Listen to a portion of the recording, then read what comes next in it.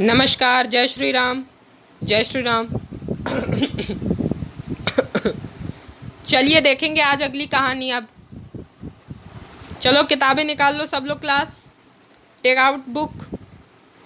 हिंदी की निकालेंगे, व्याकरण वाली, पेज नंबर 165। ये वाली कहानी देखेंगे और बात बिल्कुल नहीं होगी जो हर 5-6 मिनट में कुछ लोग जाग जाते हैं ना शांति की निद्रा से और तुरंत बोलना चालू कर देते हैं बेमतलब का। चुप रहेंगे एकदम। हाँ, शांति से। पूरी कहानी आज ख़त्म करनी है। बीच में पंचायत बैठा लोगे तुम लोग, नहीं हो पाएगी। और अब की बार चाटा मार देंगे मुंह पे खींच के, एकदम समझ लेना तुम लोग को। जो पीछे कुछ बच्चे बोलते रहते हैं ना क्लास में, बता दे उनको। और इधर उधर मुंह नहीं घुमाएंगे, सीधे इधर देखेंगे। तो तुम फर्स्ट सीट पे आओ। जो पीछे बैठे रहते हैं रोज रोज इनको रोटेशन किया करो, फर्स्ट पे लाओ। चलो, और ध्यान से सुनेगी अब पूरी क्लास। क्या कहानी? बहुत ज़रूरी कहानी है, गद्यांश की कहानी है। कहानी नंबर 5। प्राचीन काल में वाजश्रवस नाम के एक ऋषि हुआ करते थे। ऋषि का नाम क्या है? वाजश्रवस। वाजश्रवस नाम के ऋषि हुआ करते थे। बहुत अच्छी कहानी है, बहुत प्रेरक कहानी है और बहुत ही नैतिक मूल्यों से परिपूर्ण कहानी है। ध्यान से सुननी है। क्या हुआ था? प्राचीन काल में वाजश्रवस नाम के एक ऋषि हुए थे, मुनि महात्मा थे। उनका यह विश्वास था कि पृथ्वी से दूर स्वर्ग नाम का कोई स्थान है। उनका यहाँ तो ये विश्वास था, पर असलियत में ये वास्तविकता है कि स्वर्ग नाम का एक स्थान है शास्त्रों के अनुसार। तो क्या हुआ? मनुष्य मृत्यु के बाद वहाँ जाता है और पृथ्वी पर दान करने से स्वर्ग में ऊंचा स्थान मिलता है।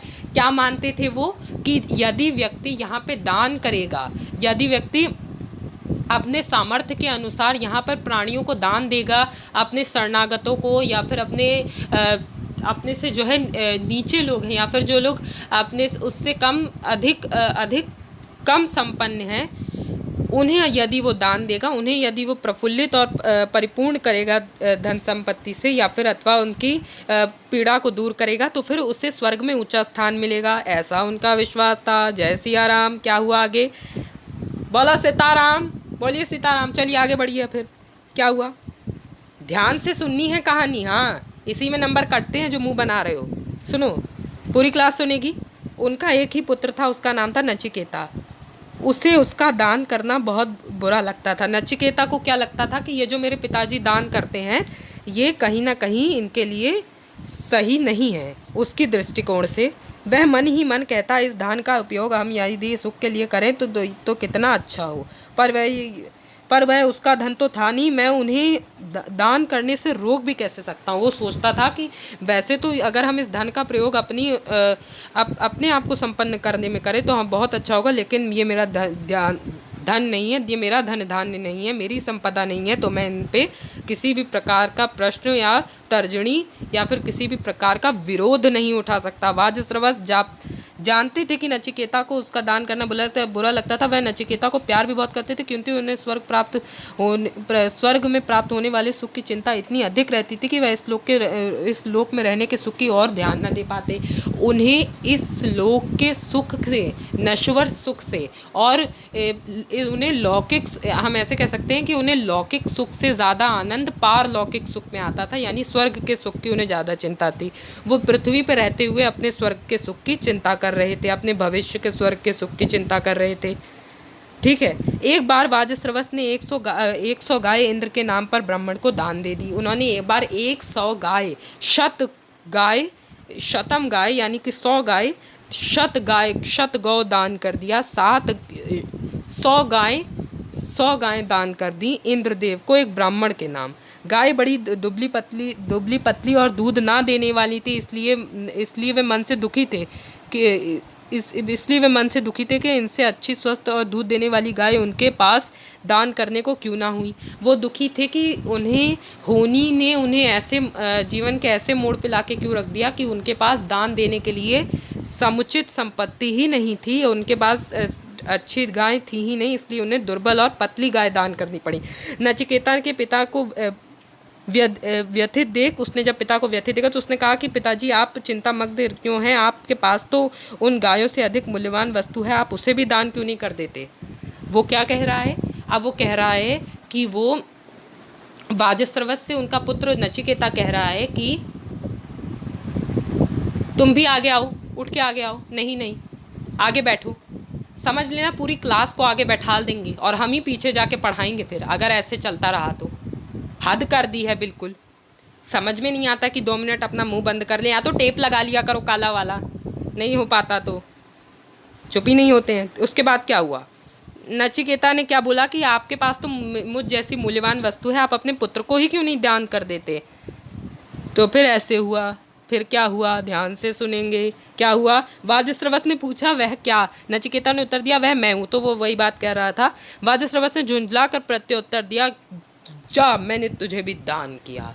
उन्होंने आवेश में, दान करने के परावेश में, उसके समावेश में उसकी जो उत्तेजना उग्र रूप में, उन्होंने उसे भी दान कर दिया। नचिकेता ने पुनः प्रश्न किया किसे।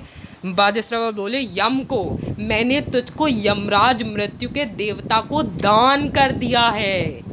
सोचो अब देखो आगे क्या हुआ। नचिकेता तत्काल गृह त्याग मृत्यु के देवता यम की खोज में निकल गया। वह तो मृत्यु से डरता था, फिर भी उसने सोचा इससे पहले कि लोग दुनिया में मरते रहे हैं, इससे पहले भी लोग दुनिया में मरते रहे हैं और हमसे आगे भी मरते रहेंगे, अतः मृत्यु से भय किस बात का। जबकि वो मृत्यु से डरता था, लेकिन उसने मृत्यु का भय ये सोच कर त्याग दिया कि इस मृत्यु लोक से तो सबको मर के ही जाना है, तो फिर आज नहीं तो कल सबको जाना ही है, तो आज मैं चला जाता हूँ। ठीक है, यदि ऐसा अवसर आन पड़ा है। तो क्या हुआ, चलते चलते नचिकेता यम के द्वार पे पहुंचा। वह वहाँ उसे ज्ञात हुआ कि यम कहीं बाहर गए हुए, यम कहीं बाहर कुछ काम से गए हुए थे। तो फिर जब उसे ये पता चला तो उसको वेट करना पड़ा। हाँ हाँ हंस लो बस, ये सब कहानियाँ तो तुम लोग को समझ में आती नहीं है, बस हंस लो। ये नहीं, ध्यान से सुने, कुछ ना कुछ उसमें लाभदायक ही है, तभी तुम लोगों को वो सब पढ़ाई जा रही है, नहीं तो ये नहीं कि सुन ले ध्यान से। बुक कहाँ है, बुक बस घर पे रखने के लिए खरीदी है ना। चलो अच्छा सुनो क्या हुआ आगे। तो फिर वो जब उसे पता चला कि यमराज जी अभी आपसे नहीं मिल पाएंगे क्योंकि वो बाहर काम से गए, मतलब बाहर गए हुए हैं तो फिर क्या हुआ तो फिर क्या हुआ, 3 दिन बाद लौटेंगे। वो 3 दिन के लिए गए हुए हैं, 3 दिन बाद लौटेंगे। वह 3 दिन तक उनके द्वार पर पड़ा, उनके लौटने की प्रतीक्षा करता रहा। वो 3 दिनों तक वहीं द्वार पे पड़ा रहा। उसने कहा हम तब तक नहीं जाएंगे जब तक उनसे मुलाकात नहीं, उनसे मिल नहीं लेंगे। ठीक है, जब यम लौट कर आए तो उन्होंने उनसे पूछा, क्या पूछा, तुम कौन हो, यहाँ कैसे आना हुआ, ये उन्होंने पूछा। तो नचिकेता ने कहा मेरे पिता ने मुझे दान दे दिया है, अब मैं यही रहूँगा। उसने कहा कि अब तो यही मेरा आवास है, यही मेरा घर है, यहीं मैं रहूँगा क्योंकि भाई मुझे दान कर दिया गया है। यम बोले दान कैसा दान, दान तो 2 पक्षों का होता है, एक दाता और एक ग्रहण करता। जहाँ लेने वाला उपस्थित ना हो वहाँ दान कैसे संभव है। ध्यान से सुनेंगे, ध्यान संभव ही नहीं हुआ। यम ने कहा, नचिकेता ने कहा पृथ्वी पर मनुष्य तो देवताओं के नाम पर बड़े बड़े दान कर देते हैं, यज्ञों में दान कर देते हैं, पंडितों को, ब्राह्मण को। तो उन्होंने उत्तर दिया कि यम ने बोला ये सब धोखे में है, देवता किसी का दान नहीं लेते। नचिकेता ने यम से बहुत तर्क किए किंतु उन्होंने नचिकेता को अपने साथ रखना ना स्वीकार किया। अंततः नचिकेता को अपने घर लौट आना पड़ा। पिता ने उसे देखा तो आश्चर्य में पड़ गए। नचिकेता ने लौट कर आने से मन में प्रसन्न तो अवश्य हुए, पर उन्होंने पूछा